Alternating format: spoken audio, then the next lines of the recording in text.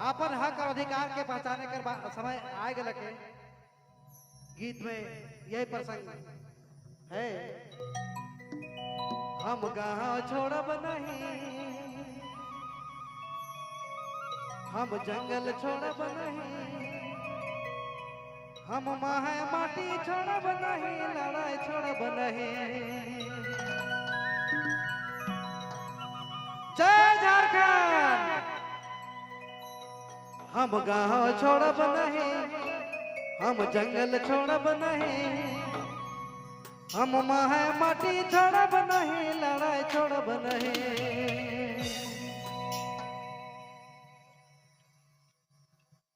Subscribe करें हमारे YouTube channel को और देखें मस्त मस्त नागपुरी वीडियो।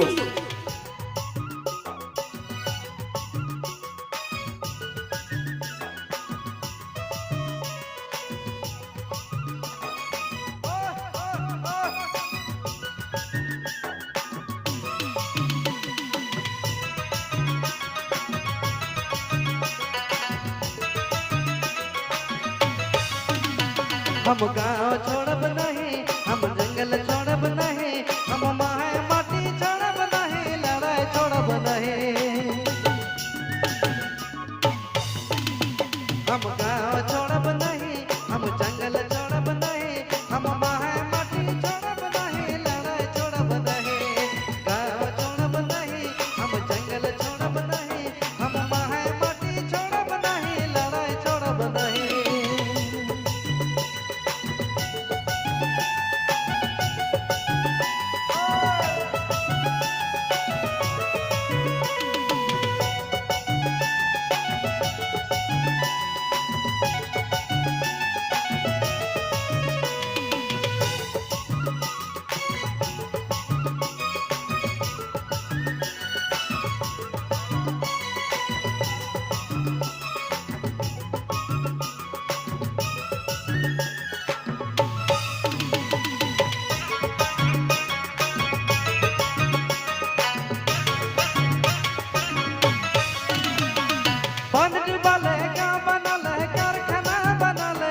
जंगल काटी खदन कोड़ी सेंचुरी बना ले,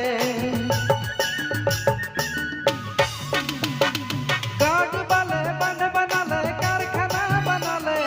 जंगल काटी खदन कोड़ी सेंचुरी बना ले।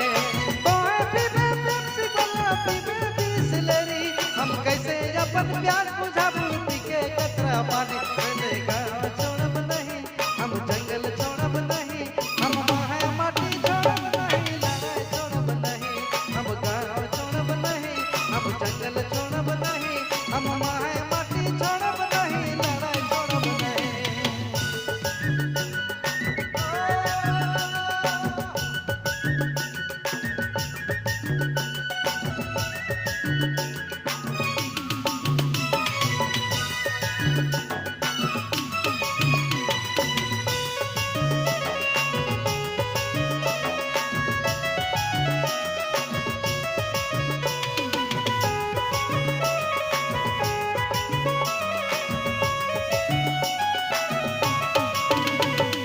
कोयल सुखी गारा सुखी सुखी सबर देखा, दामोदर बनी गंदी नाली संख नदी देखा।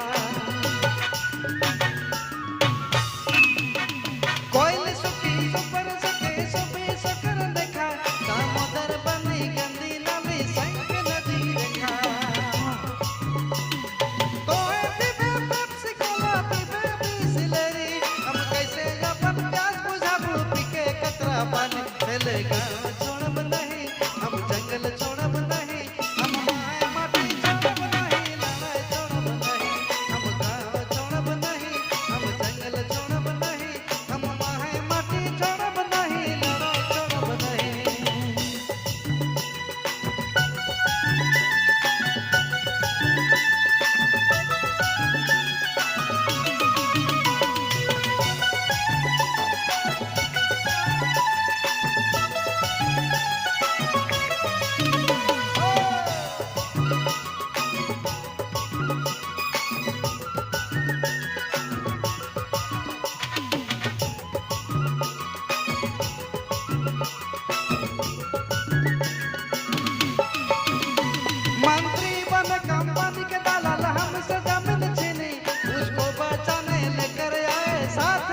पलटने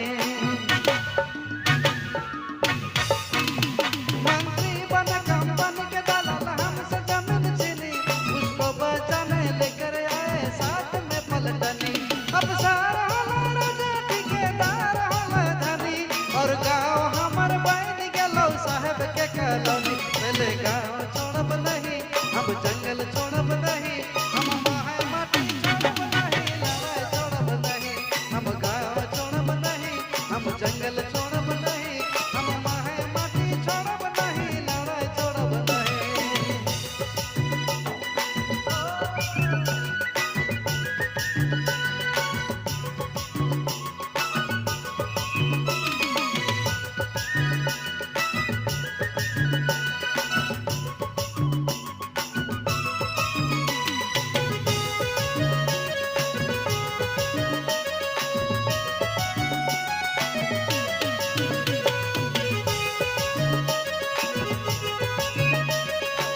और देखो आखिरी लाइन में क्या कभी कर कहना है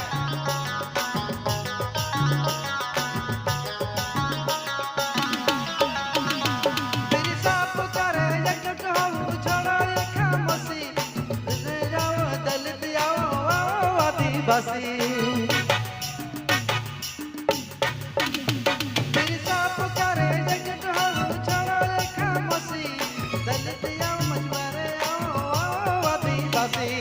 खेत खलिहान से जागो नगाड़ा बजाओ और लड़ाई छोड़ी जरा नखे झारखंड वासी पहले गाँव छोड़ब नहीं हम जंगल छोड़ब नहीं हम माहे माटी छोड़ब नहीं लड़ाई छोड़ब नहीं हम गाँव छोड़ब नहीं हम जंगल छोड़ब नहीं हम माहे माटी छोड़ब नहीं लड़ाई छोड़ब नहीं हम गाँव छोड़ब नहीं हम जंगल छोड़ब नहीं हम माहे माटी छोड़ब नहीं लड़ाई छोड़ब नहीं